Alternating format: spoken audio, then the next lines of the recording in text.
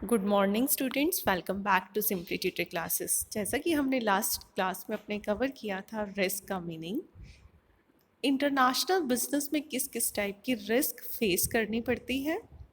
आज हम कवर करेंगे कि रिस्क को मैनेज करने के लिए हम कौन सी प्रोसेस यूज़ कर सकते हैं और कौन कौन से मेथड्स हैं और टेक्निक्स हैं जिसके थ्रू हम रिस्क को मिनिमाइज़ कर सकते हैं या फिर रिस्क से बच सकते हैं। तो चलिए आइए बढ़ते हैं आज के टॉपिक की साइड। देखिए, रिस्क मैनेजमेंट प्रोसेस।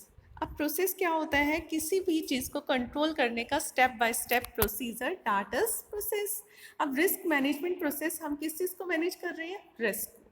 रिस्क को मैनेज करने के लिए कौन कौन से स्टेप्स हम फॉलो कर सकते हैं? सबसे पहले हमने क्या करना है? फर्स्ट स्टेप होगा आइडेंटिफाइंग द रिस्क। सबसे पहले रिस्क को आइडेंटिफाई करना है। अगर मैं कहूँ कि आइडेंटिफाई कैसे करेंगे, हमें देखना है नेचर कैसी है रिस्क की और टाइप कैसा है रिस्क का। क्या ये इकोनॉमिक रिस्क है या पॉलिटिकल रिस्क है या टेक्नोलॉजिकल रिस्क है? दूसरा क्या हो सकता है? जो रिस्क है वो माइक्रो नेचर की है या फिर मैक्रो नेचर की। आई अगेन रिपीट, सबसे पहले हमने क्या करना है? रिस्क को आइडेंटिफाई करना है। तो यहाँ पर हमने देखना होगा कि नेचर कैसी है रिस्क की और टाइप क्या है रिस्क का। ये इकोनॉमिक रिस्क है, पॉलिटिकल रिस्क है या फिर टेक्नोलॉजिकल रिस्क है। ठीक है, ये माइक्रो लेवल की रिस्क है या फिर मैक्रो लेवल की रिस्क है। नोट करते जाइए आप सारे पॉइंट्स। सेकेंड पॉइंट आएगा identifying the possible effects of various risk. अब हमने नेचर तो पहचान ली कि हमारी जो रिस्क है वो किस टाइप की है। अब हमने देखना है कि हमारा जो इफेक्ट पड़ेगा रिस्क का वो कैसा पड़ेगा। हमें इफेक्ट क्यों देखना है? हमारे पास दो तीन तरह के रिस्क आ गई सामने। प्रायोरिटी सेट करेंगे कि सबसे ज़्यादा नेगेटिव कंसिक्वेंसी किस रिस्क से होगा। जैसे कि हमें रिस्क मैनेजमेंट में प्रायोरिटी सेट करनी पड़ेगी कि सबसे पहले हमने क्या कंट्रोल करना है, सबसे पहले हमें किस पर चेक लगाने की ज़रूरत है। तो इसके लिए हमें क्या करना पड़ेगा? जितनी तरह की रिस्क हमारे सामने आ रही हैं उनके पॉसिबल इफ़ेक्ट्स जानने होंगे। उसके बाद हमने क्या करना है? अब हमने रिस्क को आइडेंटिफाई भी कर लिया, उसके इफ़ेक्ट भी जान लिए। अब हमने क्या करना है? एप्रोप्रिएट स्ट्रेटजी डिज़ाइन करनी है कि रिस्क को मिटिगेट कैसे कर सकते हैं, रिस्क को कम कैसे कर सकते हैं। तो इसके लिए हम क्या कर सकते हैं? काउंटर प्लान्स बना सकते हैं कि अगर ऐसा हुआ तो हम ये सॉल्यूशन इम्प्लीमेंट कर सकते हैं। अगर दूसरा कोई रीज़न हुआ, उस रीज़न को कंट्रोल करने के लिए हम क्या कर सकते हैं, वो सारे के सारे प्लान्स हमारे पास ऑलरेडी रेडी होने चाहिए। फिर उसके बाद ये भी कर दिया कि हमने सॉल्यूशन भी लगा दिया कि रिस्क आई तो हमने ये सॉल्यूशन इम्प्लीमेंट करना है उसके ऊपर। लास्ट में जो सॉल्यूशन हमने इम्प्लीमेंट किया है उसे क्या करना है? मॉनिटर करना है कि जो हमने सॉल्यूशन लगाया उसे रिस्क कंट्रोल में भी आई या फिर नहीं आई। हमने मॉनिटर करना है और फिर उसके बाद देखना है कि जो रिस्क है वो कितनी कंट्रोल आई, क्या हमारा इफेक्टिवली काम भी कर रहा है जो हमने सोल्यूशन लगाया था, जो स्ट्रैटेजी बनाई थी, जो प्लान बनाया था, या नहीं। अगर नहीं कर रहा तो हमें उसको फिर से चेंज करना पड़ेगा। तो ये थे हमारे रिस्क मैनेजमेंट के स्टेप्स। आगे बढ़ते हैं हम, जो कि इम्पॉर्टेंट टॉपिक है और ये आपके 4th यूनिट में भी कवर होगा, methods and techniques of handling business risk. कि हम किस किस तरीके से इंटरनेशनल बिजनेस रिस्क कर देना, कि कौन कौन से मेथड्स, कौन कौन सी टेक्निक्स यूज़ कर सकते हैं जिससे हम अपनी इंटरनेशनल बिजनेस रिस्क को कम कर सकते हैं। सबसे पहले डिटेल्ड कंट्री वैल्यूएशन। जब भी हम किसी कंट्री के साथ बिजनेस करने चाहेंगे तो हमें क्या देखना पड़ेगा? उससे रिलेटेड कंट्री रिस्क और पॉलिटिकल रिस्क को तो ध्यान में रखना ही रखना है। मैंने कौन कौन सी रिस्क का नाम लिया? कंट्री रिस्क, और दूसरी risk political risk of that nation. ठीक है, उसके बाद हमने एक एक फैक्टर का डिटेल्ड इवेल्युएशन करना है थ्रू यूजिंग इवेल्युएशन मैट्रिक्स। ये भी मैं आपके नेक्स्ट चैप्टर्स में आगे कवर करूंगी कि इवेल्युएशन मैट्रिक्स कैसे होती है और कैसे हम इवेल्युएट करते हैं कि हमें किस कंट्री के साथ बिजनेस करना है और किस कंट्री के साथ बिजनेस नहीं करना। तो इवेल्युएशन मैट्रिक्स का यूज़ करके हमने क्या करना है? अपनी रिस्क को हम कम कर सकते हैं। हमें पता चल जाएगा कि क्या क्या इस कंट्री के साथ क्या क्या पॉसिबिलिटीज़ हैं और कौन कौन कौन सी रिस्क सामने आ सकती हैं, क्या हम इस रिस्क को बियर कर सकते हैं या फिर नहीं कर सकते। तो वो पॉइंट्स को ध्यान में रखते हुए इवेल्युएशन मैट्रिक्स बनाते हुए हमने कंट्रीज़ को इवेल्युएट करना है। उसके बाद रिस्क डाइवर्सिफिकेशन कर दीजिएगा इसे, ये है रिस्क डाइवर्सिफिकेशन। यहाँ हमने क्या करना है, रिस्क को डाइवर्सिफाई करना है। हमें क्या करना है, मान लो हमारे पास प्लेंटी ऑफ रिसोर्सेज हैं, तो हमने किसी एक कंट्री में इन्वेस्ट करने की बजाय उसे 4-5 कंट्रीज में इन्वेस्ट कर देना है। अगर किसी एक कंट्री से लॉस भी हो तो वो लॉस ऑफसेट हो जाए बाकी कंट्री से आने वाले प्रॉफिट से। तो यहाँ पर क्या करना है, रिस्क को डाइवर्सिफाई करना है। और डाइवर्सिफिकेशन का क्या मीनिंग हुआ कि हमें किसी एक पर्टिकुलर कंट्री के साथ बिजनेस करने की बजाय हमने 2-3 या 3-4 कंट्रीज के साथ अपना इन्वेस्टमेंट डालनी है, जिससे कि क्या होगा, अगर एक या दो जगह से हमें लॉसेस भी आते हैं तो वो कंपनसेट हो जाए बाकी दो जगह से आने वाले प्रॉफिट से। क्लियर। नेक्स्ट है strategic alliance with local business units of host nation. यहाँ पर हमने क्या है, होस्ट नेशन कौन सा होगा, जिसके साथ हम डील करने जा रहे हैं, जिसके साथ हम बिजनेस करने जा रहे हैं, वो नेशन, वो कंट्री हमारा होस्ट नेशन होगा। अब हमने अलियांस बनाना है। वो अलियांस कैसे बना सकते हैं, वहाँ की लोकल बिजनेस यूनिट के साथ, थ्रू जॉइंट वेंचर्स और मर्जर। या तो हम अपनी कंपनी को उनकी कंपनी के साथ मर्ज कर लें या एक जॉइंट वेंचर साइन कर लें। इससे क्या होगा कि जो हमें जो भी हमारी प्रॉब्लम्स हैं, रिस्क है, हमें नहीं मालूम, वो लोकल बिजनेस यूनिट को तो मालूम होगी, क्योंकि उन्हें अपना कल्चर भी मालूम है, उन्हें अपनी पॉलिसीज़ भी मालूम है, उन्हें अपने रूल रेगुलेशन भी मालूम है। Next, selecting suitable mode of entry. देखिए हमें क्या करना है, जब भी हम सोचें कि हमें इंटरनेशनली अपना बिजनेस एक्सपेंड करना है, तो इनिशियल स्टेज पर, मतलब जब आप इंटरनेशनल बिजनेस स्टार्ट करने जा रहे हैं, इनिशियल स्टेज पर आप ट्रेड मोड यूज़ करें। मैंने आपको बताया था ना, trade mode of international business, जहां हम बिजनेस किसके थ्रू कर रहे हैं, simply through import and export. We are not manufacturing in their country, we are simply exporting our product to their country and importing their product to our country. Clear. तो यहाँ क्या करना है, हमने सिर्फ क्या करना है, इनिशियल स्टेज में जब हम स्टार्टिंग स्टेज है तो वहाँ हमने क्या करना है, ट्रेड मोड यूज़ करना है, इंपोर्ट एक्सपोर्ट। जैसे जैसे हमारे पैर जमने लगे वहाँ पर, कि हमें लगे कि ठीक है बहुत अच्छे से हम काम कर पा रहे हैं, फिर हम उसके बाद इन्वेस्टमेंट मोड भी यूज़ कर सकते हैं। वहाँ पर हम एक सब्सिडरी लगा सकते हैं, फॉरेन नेशन में एक ब्रांच अपनी सेटअप कर सकते हैं। क्लियर। नेक्स्ट है मीटिंग द सोशल रिस्पॉन्सिबिलिटी। हम जिस कंट्री के साथ बिजनेस करने जाएं, वहाँ पर भी हमने सोशल रिस्पॉन्सिबिलिटीज़ फुलफ़िल करनी है।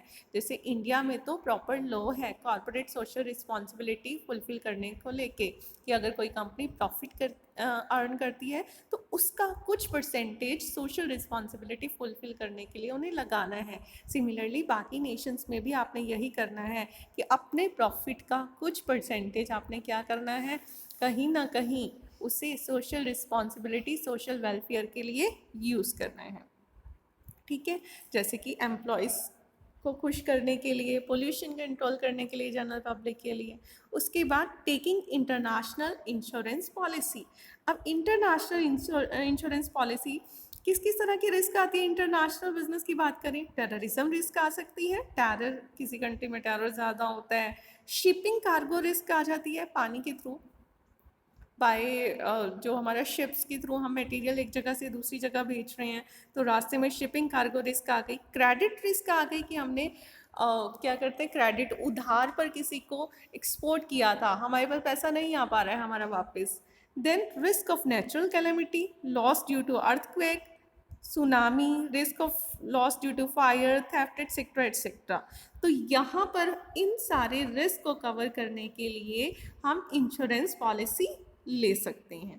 क्लियर हुआ, पॉलिसी होगी तो रिस्क होगा, तो हमारा इंश्योरेंस के थ्रू कवर अप हो जाएगा।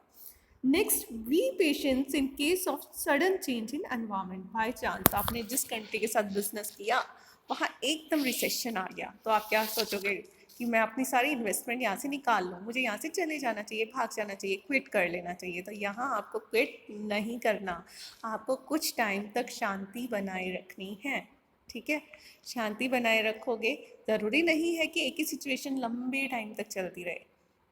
आपको क्या करना होगा, आपको वेट करना होगा, और वेट करने के बाद सिचुएशन चेंज होते ही आपका बिजनेस ही अपर लेवल पर पहुंचेगा। नेक्स्ट पॉइंट हम बात करते हैं हैजिंग। हैजिंग क्या होता है कि इंटरनेशनल ट्रांजैक्शन में जनरली ये होता है कि फॉरेन एक्सचेंज से रिलेटेड भी रिस्क रहती है कि कभी फॉरेन एक्सचेंज रेट बहुत हाई हो जाते हैं, कभी गिर भी जाते हैं, गिरते बहुत कम है वैसे हाई होते हैं। तो इस रिस्क को मिटिगेट करने के लिए हम हैजिंग का यूज़ करते हैं। तो जो भी हैजिंग जनरली आप बता सकते हो कि फॉरवर्ड कुछ ट्रेडिंग करनी है, फॉरवर्ड ट्रेडिंग में प्राइस फ्लक्चुएशन को अवॉइड करने के लिए आप हैजिंग का यूज़ करोगे, जिसके लिए आप फॉरवर्ड एक्सचेंज कॉन्ट्रैक्ट साइन करते हो। कॉल ऑप्शन आपका होता है, पुट ऑप्शन होता है, रेजिंग लोन, फॉरेन करेंसी में आपने लोन रेज कर लिया, तो ये सारे कुछ ऑप्शंस हो जाते हैं जिसके थ्रू आप क्या कर सकते हो, फॉरेन एक्सचेंज से रिलेटेड रिस्क को मिटिगेट कर सकते हो। नेक्स्ट है टेक्नोलॉजिकल रिसर्च एंड डेवलपमेंट। देखो, ग्लोबल लेवल पर जब आप बिजनेस करने जा रहे हो, इंटरनेशनल लेवल पर बिजनेस करने जा रहे हो, तो वहाँ पर जो रिस्क आ जाएगी वो किस चीज़ से रिलेटेड रिस्क होगी, टेक्नोलॉजी आउटडेट होने से रिलेटेड। तो अगर आपके पास एक अच्छी रिसर्च एंड डेवलपमेंट की फैसिलिटी है, R&D फैसिलिटी, जिसके थ्रू आप कॉन्टीन्यूसली अपनी टेक्नोलॉजी में अपग्रेडेशन कर रहे हैं, तो आप अपने रिस्क को मिनिमाइज कर सकते हैं। Next, avoiding risk of fluctuation in exchange rate. Exchange rate में भी आप क्या कर सकते हैं, रिस्क को मिटिगेट कर सकते हैं। कैसे? एनालाइज करके कि जो हमारा ट्रेड साइकिल है उसे एनालाइज करो, स्पेकुलेशन, डिमांड और सप्लाई में कैसे कैसे चेंजेस हो रहे हैं। ठीक है, तो यहाँ पर क्या है, जनरली आप इसके लिए इंश्योरेंस पॉलिसी भी ले सकते हैं एक्सचेंज रेट के अगेंस्ट, कि अगर आपका कोई एक्सचेंज रेट से रिलेटेड आपको कोई नुकसान होता है तो उसके लिए आपके पास पहले से ही इंश्योरेंस पॉलिसी हो, और आपके पास स्पेकुलेशन और हैजिंग से रिलेटेड इंस्ट्रूमेंट्स भी होते हैं जिसके थ्रू आप फॉरेन एक्सचेंज से रिलेटेड रिस्क को कम कर सकते हैं। Then credit screening. Credit screening का मतलब क्या है कि हमें ऐसे कस्टमर चूज़ करने हैं जिनकी क्रेडिट वर्दीनेस अच्छी हो। अगर मैं किसी दूसरी कंट्री में डील करने जा रही हूँ, मुझे वहाँ के कस्टमर्स मिलेंगे, तो मुझे अपना, चाहे क्रेडिट रेटिंग एजेंसीज हैं या कुछ और कोई और एजेंसीज हैं, मुझे उनसे पता करना पड़ेगा कि जिस कस्टमर के साथ मैं डील करने जा रही हूँ उसकी क्रेडिट वर्दीनेस कैसी है। कि वो क्रेडिट वर्दीनेस अच्छे होने का क्या मतलब होता है कि जितने टर्म एंड कंडीशन पर उसने हमसे माल उधार लिया या फिर हमसे लोन लिया, वो टाइमली वापस कर भी पा रहा है या नहीं कर पा रहा। अगर नहीं कर पा रहा, दैट मीन्स उसकी क्रेडिट वर्दीनेस बेकार है, उसकी क्रेडिट रेटिंग भी कम होगी। तो यहाँ पर क्रेडिट स्क्रीनिंग करना है और देखना है कि कौन सा कस्टमर हमारे लिए बेनिफिशियल है और कौन सा नहीं। Then we can do market research to mitigate our loss, क्योंकि मार्केट रिसर्च होगी तो हमें पता होगा कि मार्केट की जो जिस भी मार्केट में हम बिजनेस करने जा रहे हैं, जो भी इंटरनेशनल कंट्री हमने चूज़ की है, उसकी डिमांड पोजीशन क्या है, उसके कस्टमर की क्या लाइकिंग है, क्या प्रेफरेंसेस है, किस चीज़ को वो डिसलाइक कर रहे हैं, क्या चीज़ ट्रेंडिंग में चल रही है। तो ये हमें मार्केट रिसर्च के थ्रू पता चल जाएगा। Effective inventory management. Inventory management मैंने आपको पूरा चैप्टर पहले भी कवर कराया हुआ है। इन्वेंट्री मैनेजमेंट मैंने आपको बताया था, right quantity of material at right time and at the right place at minimum cost available हो जाना, दैट इज इन्वेंट्री मैनेजमेंट। अब यहाँ पर इंटरनेशनल लेवल पर हमने इन्वेंट्री को मैनेज करना है। हमने ऐसे इन्वेंट्री को मैनेज करना है कि हम जो हमने मटेरियल मेंटेन किया हुआ है वो ऑब्सोलीट ना हो जाए, और जब हमें चाहिए रॉ मटेरियल उस टाइम पर टाइमली अवेलेबल हो। हम just in time inventory management policy, ये इन्वेंट्री मैनेजमेंट टेक्निक का भी यूज़ कर सकते हैं।